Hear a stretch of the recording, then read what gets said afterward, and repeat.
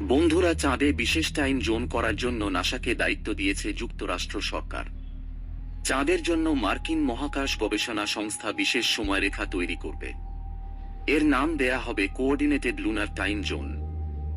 যুক্তরাষ্ট্রের বিজ্ঞান ও প্রযুক্তি পলিসি জানিয়েছে, চন্দ্রপৃষ্ঠ নিয়ে গবেষণা ও মহাকাশ যাত্রার নানা বিষয়ে এই সময়রেখা কাজে আসবে। চাঁদে বিভিন্ন মহাকর্ষীয় শক্তির ক্ষেত্র কাজ করার কারণে পৃথিবীর তুলনায় সেখানে সময় প্রায় 58.7 মাইক্রোসেকেন্ড দ্রুত চলে প্রতিদিন।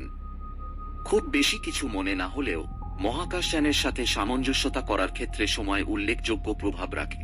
মার্কিন সরকার আশা করছে, সরকারি ও বেসরকারি উদ্যোগে চাঁদে পৌঁছানোর মধ্যে সমন্বয় সহজতর করার জন্য নতুন এ টাইম জোন কাজে দেবে। স্কটল্যান্ডের astronomer royal professor Catherine Heymans BBC radio 4-এর টুডে প্রোগ্রামকে বলেছেন, আমাদের মহাবিশ্বের মাধ্যাকর্ষণের মৌলিক তত্ত্বের গুরুত্বপূর্ণ একটি বিষয় হল মহাবিশ্বের বিভিন্ন স্থানে সময় ভিন্নভাবে চলে। চাঁদের মাধ্যাকর্ষণ শক্তি কিছুটা দুর্বল, আর সেখানে সময়ও চলে ভিন্নভাবে। বর্তমানে আমাদের গ্রহের চারপাশে স্থাপিত শত শত পারমাণবিক ঘড়ি দ্বারা পৃথিবীতে সময় পরিমাপ করা হয়। পরমাণুর পরিবর্তিত শক্তির অবস্থা পরিমাপ করে ন্যানোসেকেন্ডে সময় রেকর্ড করতেই ব্যবহার করা হয় এই পারমাণবিক ঘড়িগুলো। তবে চাঁদে যদি এই পারমাণবিক ঘড়ি স্থাপন করা হয়, তবে তা পৃথিবীর ঘড়ির তুলনায় 50 বছরের ব্যবধানে প্রায় 1 সেকেন্ড দ্রুত গতিতে চলবে।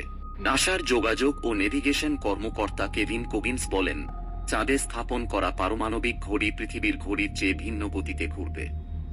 সে কারণে চাঁদ বা মঙ্গলের মতো প্রতিটি মহাজাগতিক বস্তুর নিজস্ব টাইম কিপিং সিস্টেম থাকা যৌক্তিক।